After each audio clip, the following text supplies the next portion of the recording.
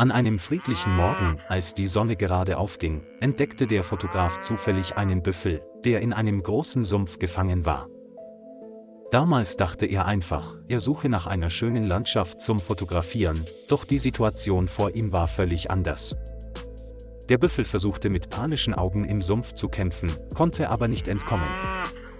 Ohne Hilfsmittel beschloss er, dem Tier aus eigener Kraft bei der Flucht aus dem Sumpf zu helfen. Er versuchte, den Büffel nicht zu erschrecken und näherte sich vorsichtig, doch seine Hände wurden schnell klebrig und glitschig vom Schlamm. Er versuchte, ihn zu ziehen und zu schieben, wobei er sogar seinen eigenen Körper als Drehpunkt benutzte, aber all seine Bemühungen brachten den Büffel nur zu Fall, bevor er wieder sank. Sein Atem ging schneller, seine Kleidung war mit Schlamm befleckt. Jedes Mal, wenn er scheiterte, beharrte er und versuchte es noch einmal, ohne sich von seiner Hilflosigkeit in seinem Hilfswillen bremsen zu lassen. Das Tier stöhnte nun leise, als wollte es ihn ermutigen, nicht aufzugeben. Als er sah, dass diese Methode das Problem nicht lösen konnte, versuchte er, das Bein zu ziehen, in der Hoffnung, es dadurch zu bewegen.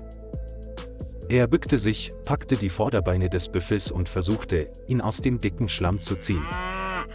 Doch mit jedem Ziehen sank der Schlamm tiefer, sodass er sich schnell erschöpft fühlte.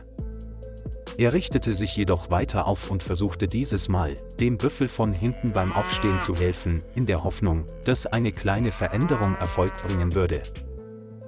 Es dauerte lange, bis ihm die schwierige Wahrheit klar wurde, dass der Büffel es immer noch nicht ertragen konnte und erneut im dicken Schlamm zusammenbrach.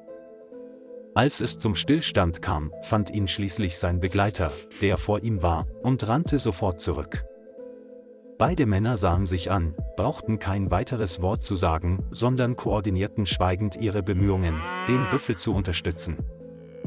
Sie bemühten sich, das Tier hochzuheben, wobei sie sich gut koordinierten, um es nicht zu verletzen. Eine Person hält die Vorderbeine, die andere stützt den Hinterkörper. Nach endlosen Anstrengungen stand der Büffel schließlich auf, obwohl seine Beine immer noch zitterten und instabil waren. Sie halfen ihm weiterhin dabei, den Schlamm zu entfernen, der seinen Körper bedeckte, damit sich das Tier wohler fühlte. Obwohl es harte Arbeit war, verspürten beide bei jeder Aktion Seelenfrieden und Glück. Nachdem der wilde Büffel gerettet war und standhaft geblieben war, begann die ganze Büffelherde aus der Ferne zurückzukehren und schien zu bemerken, dass ein Mitglied fehlte, also drehten sie sich um es aufzuheben. Als sie sich versammelten, hielt die Herde nicht lange an, sondern begann sich vorwärts zu bewegen.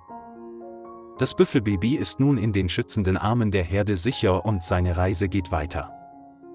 Lieber Freund, vielen Dank, dass Sie sich die Zeit genommen haben, der Geschichte zu folgen. Vergessen Sie nicht, den Kanal zu liken und zu abonnieren, um uns zu unterstützen.